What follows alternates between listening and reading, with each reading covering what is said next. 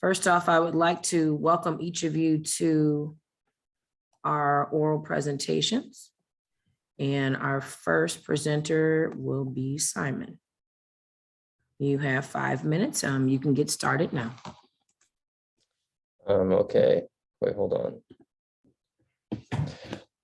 Okay, hi, I'm Simon Dunn. I'm a computer science student at IUPUI, and over the summer, I worked with Dr. Chin Hu over at the Computer and Information Department at the Purdue School of Science. Last summer, we worked on designing a health record collection system based on blockchain. And the reason we did this is because most healthcare patients don't have easy access to their complete medical history. And that usually is because their medical history can span across multiple different hospitals and health institutions. And also, most health record collection systems today are centralized, which means if they're compromised, they're exposed to data manipulation and privacy invasion from the patient. So we designed a system to solve these two main problems. And I can explain it by sharing my screen. And I'm going to go to the first diagram, and I'm going to zoom in on these tiny purple nodes. And these nodes represent a blockchain. And a blockchain is just a data structure in which each block contains information. And it mainly contains information about the address of the block that came before it. So this creates a chain or a link of blocks, one connected to one another in a chain. And so as you can see if as I zoom out, you can see the same exact blockchain copied multiple different times, and all these copies are connected to one another. And this creates a consortium blockchain. And it's a consortium blockchain because each of these blockchain nodes have to have permission to join the network. So that means all of these blockchain nodes trust each other. And all of the blockchain data structures have to have the same exact data inside of them. So if one of them has an error or faulty data, then all of the other nodes can come together, communicate, and see that error and fix it quickly. And this is what solves the first problem of data manipulation.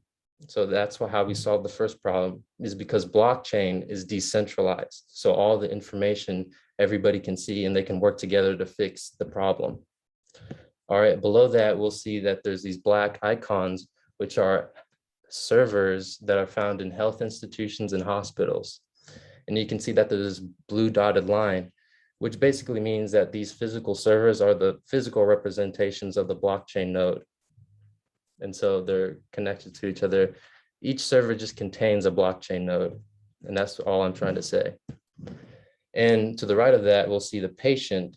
And when the patient goes to a health institution or goes to a hospital, a new health record is created. But that health record isn't actually uploaded to the blockchain. And the reason for that is if the blockchain has too many of these large medical files, this medical file has to be copied multiple times to all of the other nodes. So it's going to slow down the network. And so to solve this problem, we use cloud storage that's found off of the chain. And the cloud storage contains the medical record files, except the medical record files are encrypted. And what the blockchain contains, it contains information about where the medical record file is stored on the cloud storage. So it has a hash address of the medical record file. And how we encrypt the medical record files, I can explain in the next diagram. And that's through asymmetric encryption. And asymmetric encryption basically means the patient has a public key and a private key. And a public key is used to encrypt data. And the public key can be given out to different people, including the hospital node.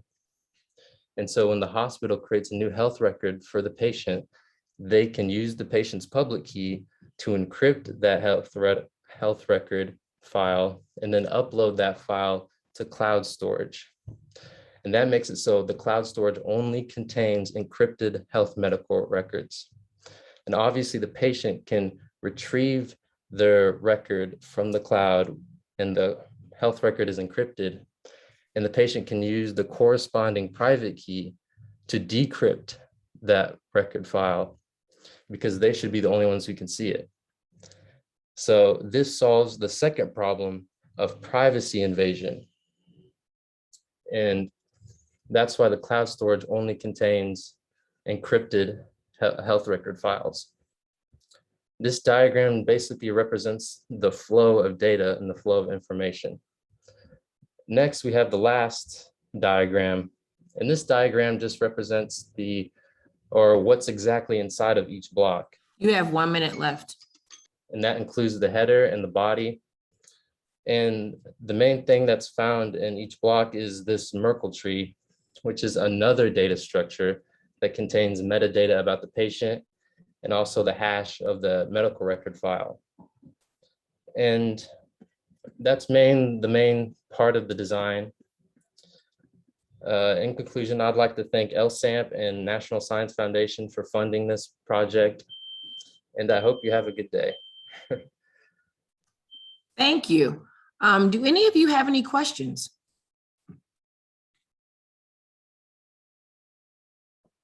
Okay. Do you want to, the one who put a question in, do you want to unmute yourself or you can't see it? They're not in here. Okay. So it says, I'm confused. Okay, go ahead and ask your question. You're good. Yeah, I know I put a lot. I guess what I'm a little confused about is it seems like you put a blockchain as far as like keeping data like unmanipulated, but like don't medical records have to be updated over time for like legitimate reasons? Yeah, we didn't think about this when designing, but that's a good idea. And the blockchain doesn't actually contain the health record. It contains the location or the hash address of the record that's actually stored in cloud. So the real record is located in the cloud, so the patient can retrieve that one. So I'll get back to you on that. If you need more information, I can do more research and explain it to you better. Okay, no, that makes sense. But I guess then I have a follow-up question I was gonna type. I can just say is like, since it is all in the cloud and it's encrypted, why use blockchain over something like, say, single sign-on or a different method? Well, the main reason we try to use blockchain is to keep all of the information decentralized. So it's less prone to like data manipulation, and they can see if there's an error, and just makes so multiple institutions can see like all of the information, and it makes it visible to everyone. They can't see what's inside the medical record file, of course, but we just had it that way. So it's more decentralized, basically. I hope that answers your question. I don't know if that does. Oh yeah, it does. Okay, so it's about the decentralization, which, yeah, that makes sense. Yeah, we mainly want to keep the patient in the top priority when we design the system, because other research, and when we did other research on other projects, they don't usually keep the patient healthcare patients priority in their priority. Okay, Yeah, thank you so much. Thank you. Okay, Kalea, am I saying your name right? McMichael? Or is it Kalea? Kalea. Kalea, okay. Yes. Kalea, it is your turn to start your Okay. presentation. All right, you can get started now.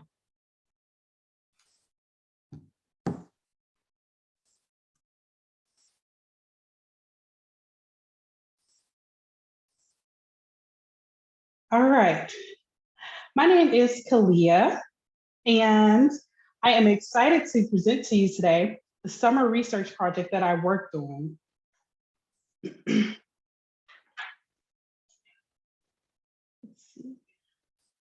Okay.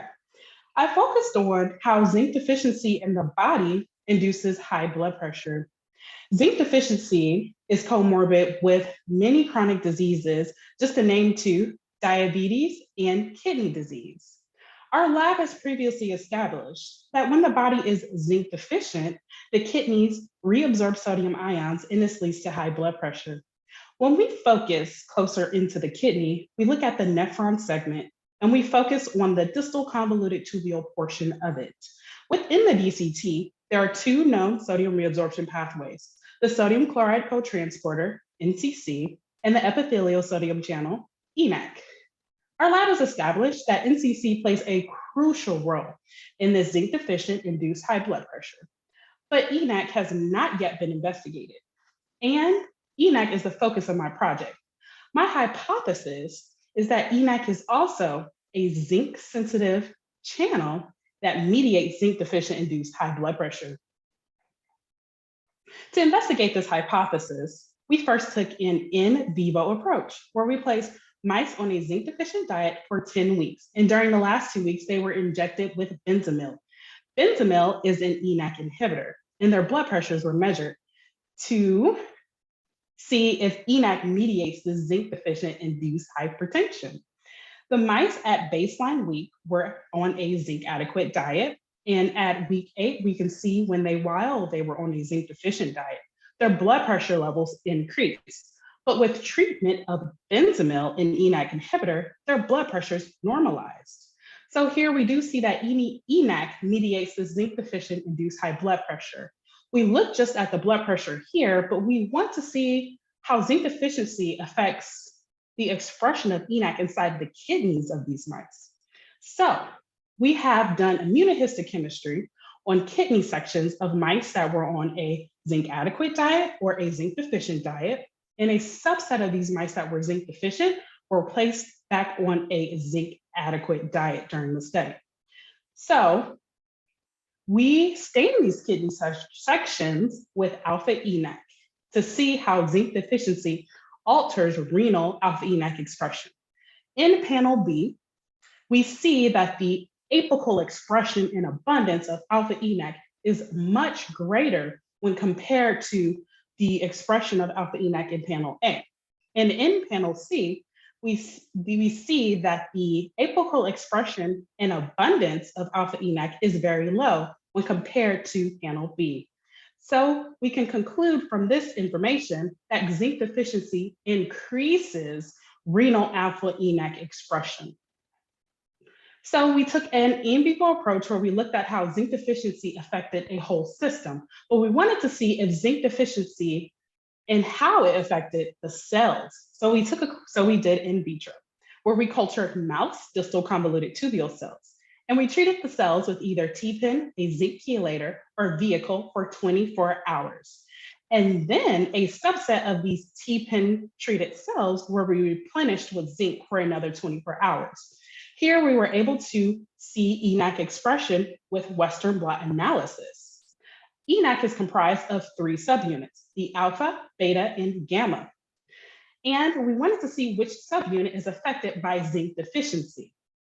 In panel A, we see that alpha ENaC expression goes up when the cells are treated with TPIN compared to vehicle. And when the cells are replenished with zinc, we see the expression of alpha ENaC goes down compared to TPIN and the vehicle group. You have a minute left. Okay. In the middle panel, B, we see that the expression of beta ENaC goes up compared to vehicle, and the replenishment of zinc lowers the expression of beta ENaC. We do in panel C, the expression of gamma ENaC does not change significantly when compared to the vehicle group, but the replenishment of zinc lowers gamma ENaC expression compared to TPIN. So this alpha and beta subunits are affected by zinc deficiency. So to summarize, zinc deficiency causes the kidneys to reabsorb sodium, and this leads to high blood pressure. I've identified ENaC as a sodium reabsorption pathway involved in this. And while ENaC sits on the apical surface of the cell, and when the cell is zinc deficient, ENaC absorbs sodium ions from the urine back into the body, and this sodium reabsorption leads to high blood pressure. So my findings are significant because I've identified a second sodium reabsorption pathway involved in zinc deficient induced high blood pressure. And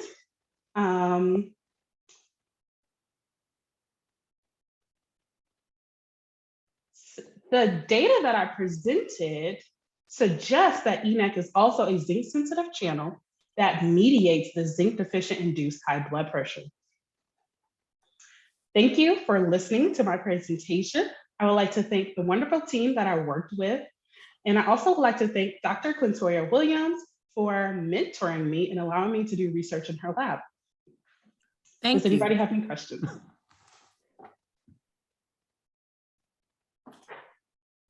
Are there any questions?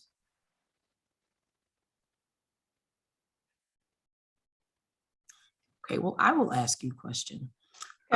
In doing this with saying that someone had a rat or a mouse would have a zinc deficiency, have you looked at it where on the human side that maybe their diet is zinc deficient, or some of the foods that are ingested have a zinc deficiency, or I would just say there's a zinc deficiency. So this is the reason that you're starting to look at zinc deficiencies and why blood pressure is increasing.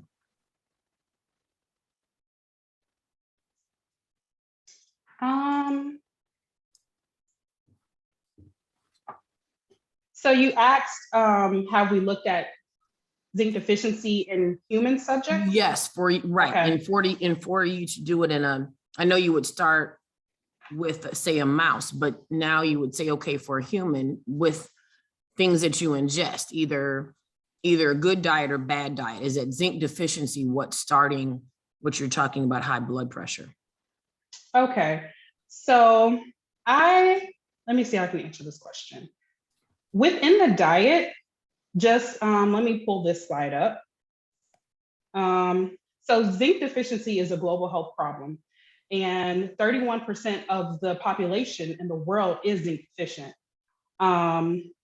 Within the US, 14% of the US population is zinc deficient. And that probably is related to the type of diet and things of that nature, and not getting enough zinc from the diet. But the focus of the project is that we're saying when the body is zinc deficient, that we believe when zinc supplementation is implemented into the diet, this can help stop this elevation in blood pressure, because zinc deficiency is driving these sodium reabsorption pathways to reabsorb sodium ions. Okay. Does that answer your question? That does. Thank you so much. You're welcome. Okay, Victor, you are going to be the next person. I should be able to hear you. Please unmute yourself. Yeah. Okay. All right. Share your screen. Okay.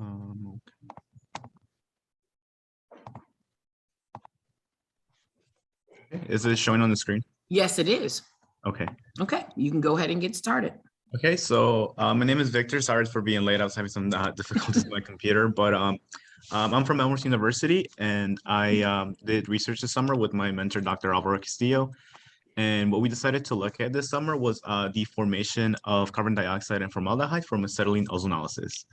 Ozonolysis is a very well-known reaction in organic chemistry, but just a little quick rundown to know what it is. It's in alkenes, which are carbon-to-carbon double bonds. It's a reaction that causes carbonyl compounds to be formed. And the mechanism and the energetics for this reaction are very well known. However, for alkynes, which are simply just carbon-to-carbon triple bonds, the reaction is similar, but not exactly. The energetics of the reaction aren't known. There has been a lot of work done to figure out how this reaction happens, the energetics, the intermediates, all of that stuff, but there hasn't been a concrete mechanism that has been settled on for this reaction. So there has been many experiments throughout time that have been attempted to be done. One of the most important ones that we decided to take inspiration from was from an article titled The Ozonolysis of Acetylene, a Quantum Chemical Investigation. And what they decided to do the author Kremer and his group decided to use computational chemistry methods to figure out the energetics of this reaction.